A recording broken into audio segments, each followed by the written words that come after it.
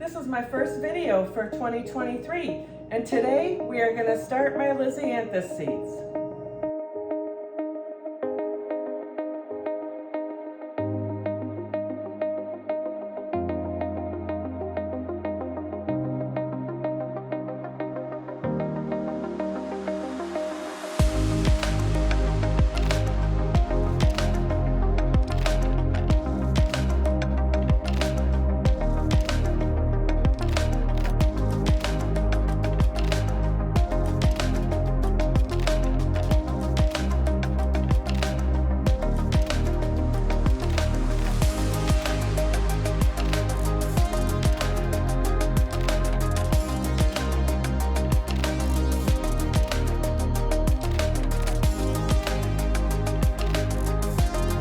Garden friends, it's Chris from Gardening at the Simongetti North, and if you're new to my channel, welcome, and if you're a previous viewer, welcome back.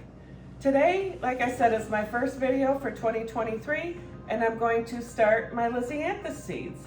So I'm going to show you what I'm going to be starting. I have the Roseanne series. This one is the Roseanne Green, Roseanne Brown, and this is the Roseanne Black Pearl. Last year was my first year growing Lisianthus, and all of these seeds are from Johnny's Seeds. The other ones I have are the Voyage 2 series. This is the Voyage Pink 2 Improved. This one's the Voyage 2 Light Apricot. This is the Voyage 2 Champagne. This is the Voyage 2 Green. This is the Voyage 2 Yellow. And this is the Voyage 2 White that will go in my moon garden. And this is the Voyage 2 Lavender. I also have a Mariachi Pure White, an Arena 3 Apricot, and this is the Doubleini Pink. This was really pretty last year. So today I'm going to show you how to moisten the soil, get it put in these cell containers, and then add the seeds. So let's get to it. Before I start planting the seeds, I'm going to be using the Espoma's Organic Seed Starter. You want to use a seed starter that doesn't have very many nutrients in it, and once your plants start growing, then you can start adding a fertilizer.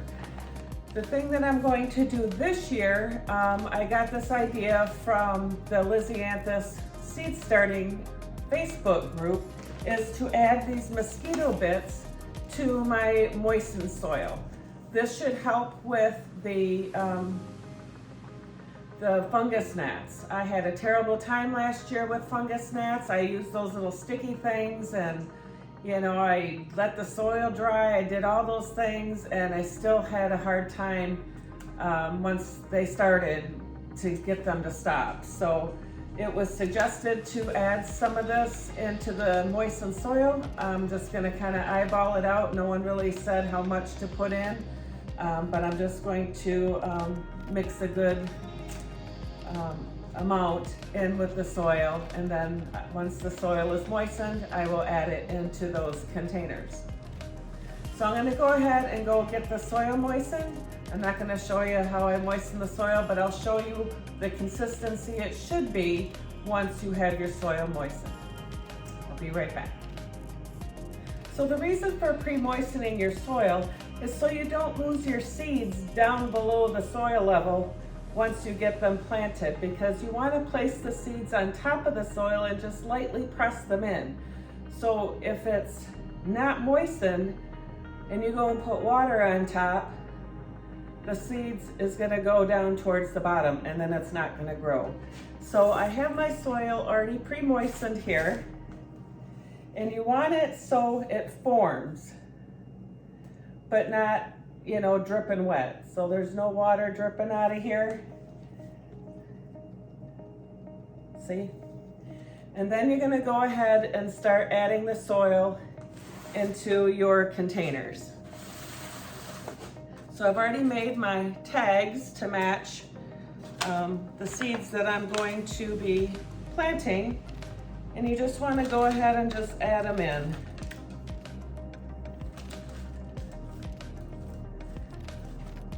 Just add the dirt in, and then once you get it in, just kind of press it in so it's kind of compacted, not too loose, but not too tight.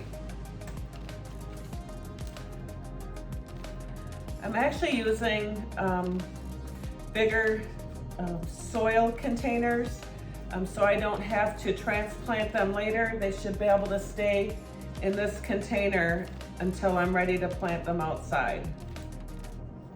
I'm just a hobby grower. I just do this for my own enjoyment. I don't sell the flowers. I just love to be able to cut my own bouquets and have them in the house, or even give some away for that matter. So I don't grow a whole lot of one kind of flower because I don't really need to, and I don't have the space because, like I said, I'm not a flower farmer. Maybe someday I might, but right now I have a full-time job that I'm starting next week. I've been off for a little while because my contract had ended, and so I don't have a whole lot of time to be a flower farmer right now, but maybe when I'm working on retirement, maybe that's something I'll definitely consider because I do enjoy growing flowers.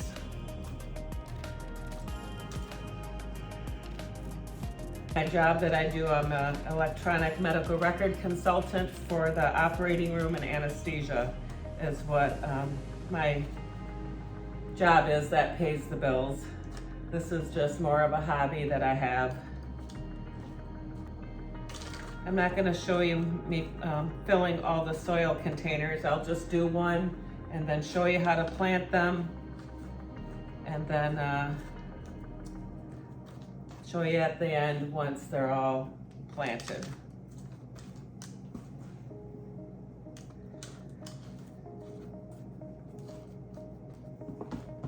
I'm probably going to do 2 seeds per cell, and if they both grow, perfect. If not, then that's okay too.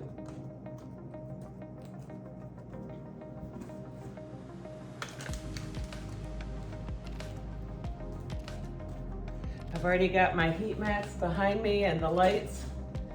That's where they're gonna go with the humidity domes.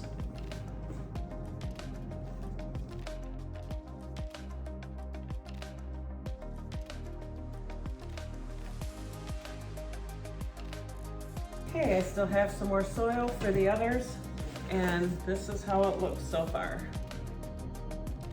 Let me go wash up my hands, and I'll do the first set of the 3 sets of seeds that I'm doing. I'm doing 3 seed packs for each container. So, be right back. So when you get your seeds, most of the time they come in a container like this, and they're pelleted. You can see the little yellow pellets in there as I move it around. So I just wanted to show you how they come. So the first one I'm gonna do is the Doubleini Rose Pink. And I'm gonna just put them in this container here because it's easier. I'm gonna do 2, like I said, in each container. So the Doubleini Rose will go in these 2 rows, and then another variety in these 2, and another variety in those 2. Let me do those first. And then I use a toothpick, and I have this little shot glass of water here. And then I just dip the water, and then grab the seed, and then put it on top.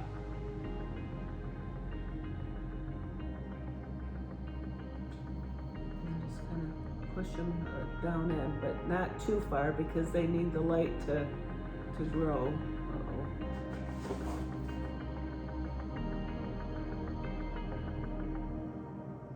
I just lost one.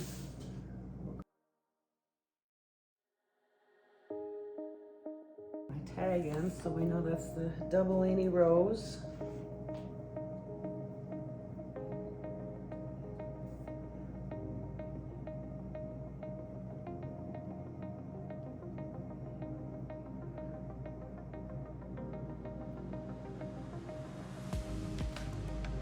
While I'm doing this, I'll tell you a little story about this morning.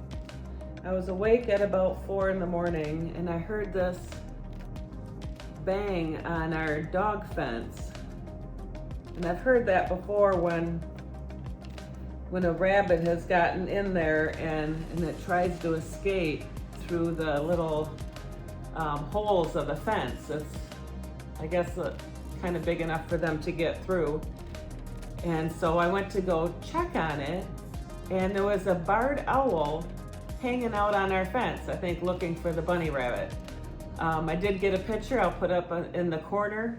It allowed me to take its picture. I ran and got my phone at 4 in the morning and was taking pictures with the porch light on, and he was all right with that, I guess. And like I said, it was pretty cool. It's probably the closest I've ever been to an owl. And I thought you might like to see it. So like I said, I'll put a picture up in the corner so you can take a look at it. It's really cool. It's cool to see stuff like that. That's what I like about living on 20 acres. There's a lot to see. You know, the deer and the different birds, you know, like the woodpeckers and the hummingbirds in the summer, and the Baltimore Orioles. Those are really cool. So it's really nice living here on the 20 acres. All right, so that's all the Double-Enies. So put them back in here. Try to. All right.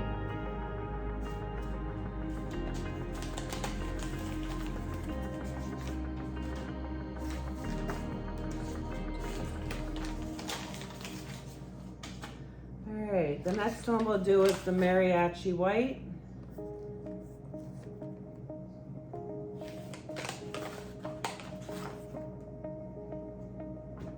Put them in my little container. Some of these are from last year, so I'm hoping that they actually grow. But I've heard that a lot of people said that some of them actually had better germination on the second year. So hopefully we'll see.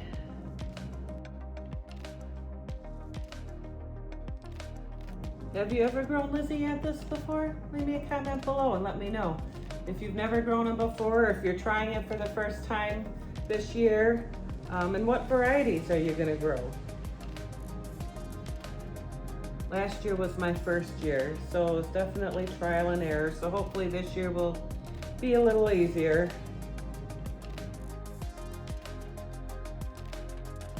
Mariachi White is done.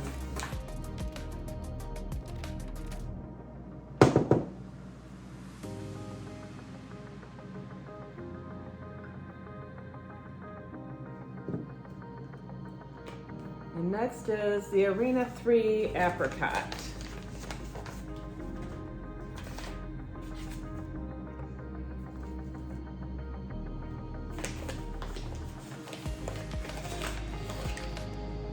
These are actually white pelleted instead of the yellow pelleted.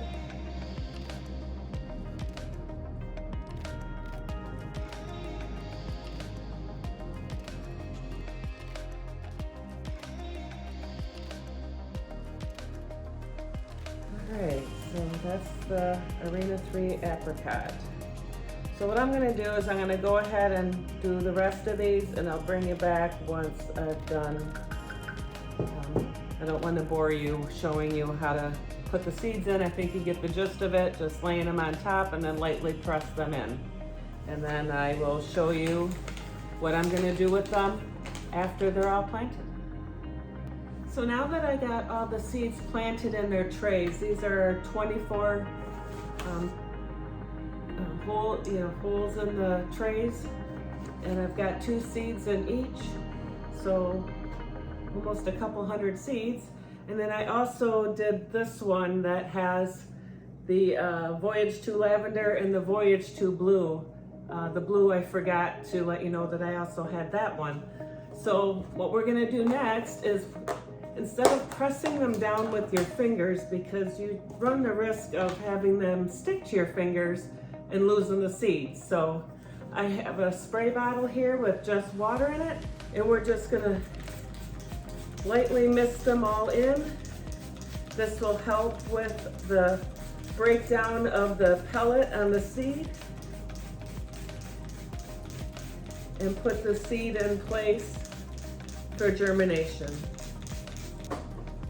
When sowing, you want to do these 12 to 13 weeks before your last frost. They take 10 to 15 days to germinate, and you'll want to put them on a heat mat if you have them. If you don't, they just may take longer to germinate. And you'll want that anywhere from 72 and no more than 75 degrees. That's according to Johnny's seed. And I'll put the instructions up on the screen from Johnny's. And light is needed for these to germinate, so you don't want them buried in the soil. You want them sitting on top, and you'll want to follow the watering, light, and soil instructions, because you don't want rosetting to take place.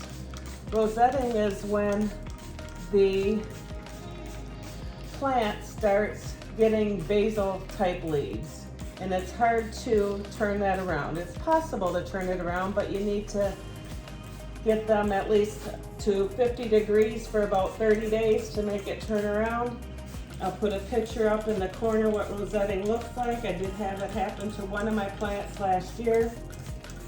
I'll have to see if I can find the picture that I took myself. If not, I will put the one that Johnny's has, so you know what rosetting looks like. But once it starts flowering, you don't have to worry about rosetting.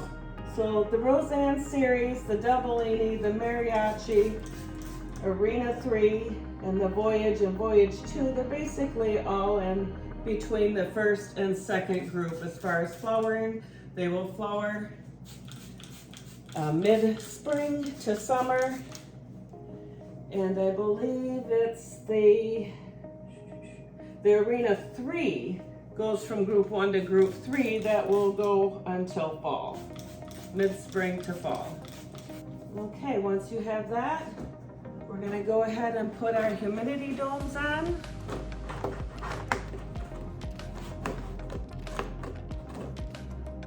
And these have where you can control the airflow in there. Right now we'll just keep it closed.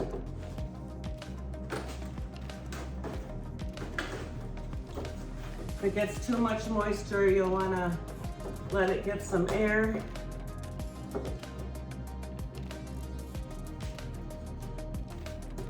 I did my seeds like this last year in a takeout container.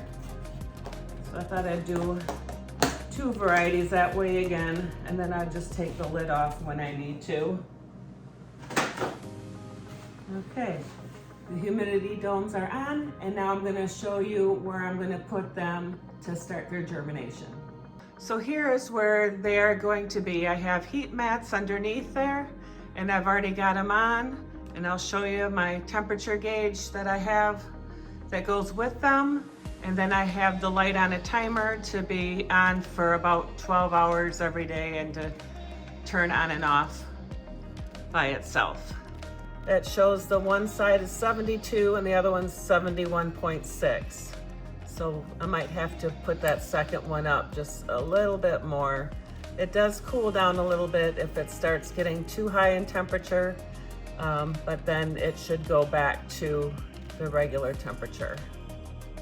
The other thing I wanted to tell you with the humidity domes, once you have about 75 to 80% germination, you'll want to take the domes off because you want to be able to have airflow and to reduce the amount of moisture that will be coming onto the seedlings.